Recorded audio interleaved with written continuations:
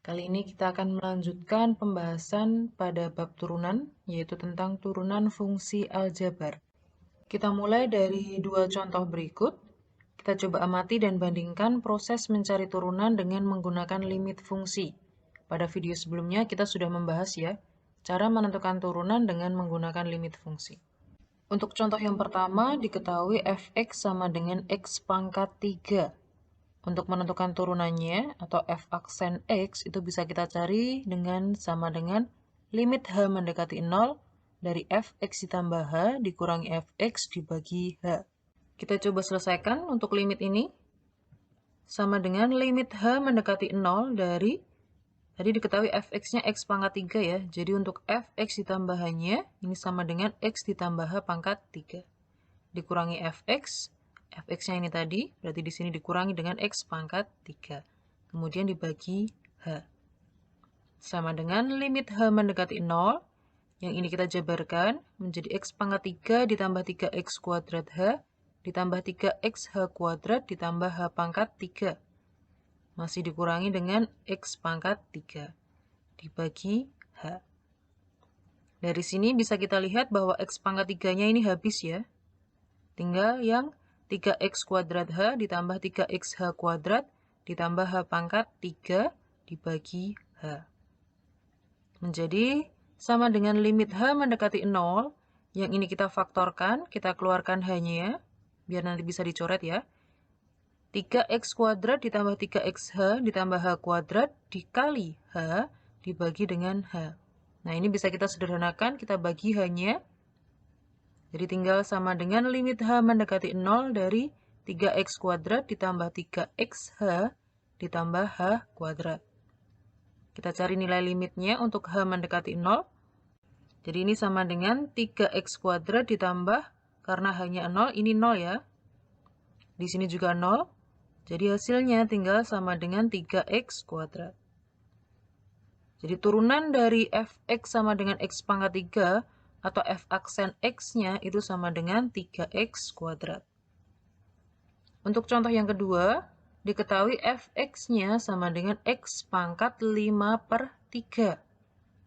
Sama, kita cari f aksen x-nya sama dengan limit h mendekati 0 dari fx ditambah h dikurangi fx dibagi h. Kita coba selesaikan.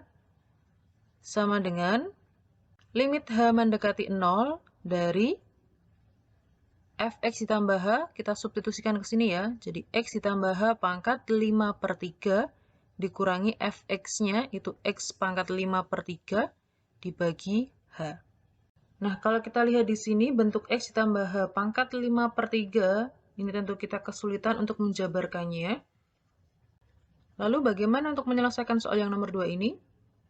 Agar lebih mudah, sebelum kita menyelesaikan soal yang nomor 2, kita pahami dulu turunan fungsi fx sama dengan ax pangkat n untuk n bilangan asli.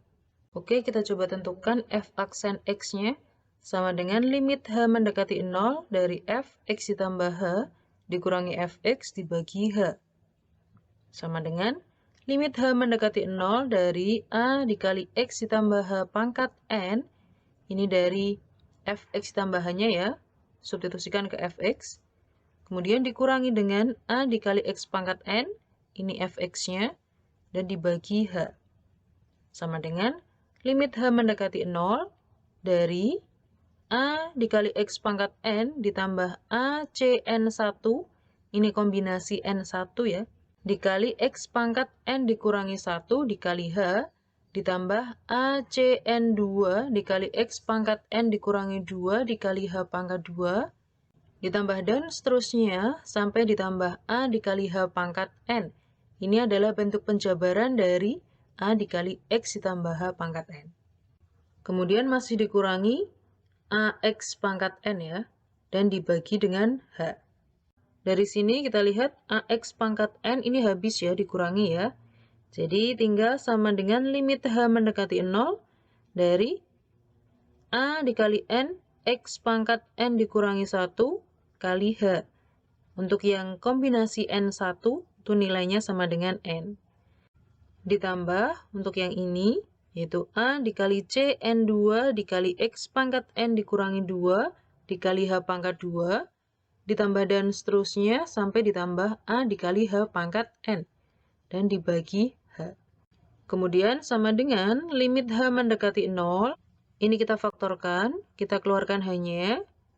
Jadi dalam kurung A dikali N kali X pangkat N dikurangi 1, ditambah A C N2 dikali X pangkat N dikurangi 2 dikali H, ditambah dan seterusnya sampai ditambah A dikali H pangkat N dikurangi 1, dikali dengan H.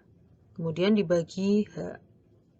Dari sini hanya bisa kita sederhanakan, habis, sama dengan limit H mendekati 0 dari A dikali N dikali X pangkat N dikurangi 1, ditambah A C N2 dikali X pangkat N dikurangi 2 dikali H, ditambah dan seterusnya sampai ditambah A dikali H pangkat N dikurangi 1. Kemudian ini kita cari nilai limitnya untuk H mendekati 0.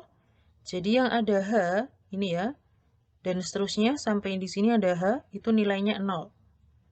Jadi hasilnya sama dengan A dikali N dikali X pangkat N dikurangi 1. Kesimpulannya, jika diketahui fx itu sama dengan A dikali X pangkat N, maka f aksen X sama dengan A dikali N dikali X dipangkat N dikurangi 1. Untuk N-nya bilangan asli. Kalau kita perhatikan di sini, fx-nya sama dengan A dikali X pangkat N, maka f aksen X-nya, ini pangkatnya ini, kita tuliskan di depan, menjadi A dikali N ya. Kemudian untuk yang pangkatnya tadi, harus dikurangi dengan 1. Gitu ya. Untuk contohnya, jika fx itu sama dengan X pangkat 50, maka f aksen X-nya, dengan mudah kita coba selesaikan dengan ini tadi ya. Jadi 50-nya kita tuliskan di depan, karena di sini koefisiennya 1, ya 1 dikali 50, yaitu 50. Kemudian X pangkat, ini tadi 50, harus dikurangi dengan 1.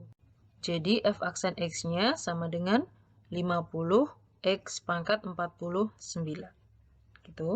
Untuk contoh yang kedua, jika fx-nya sama dengan negatif setengah X pangkat 4.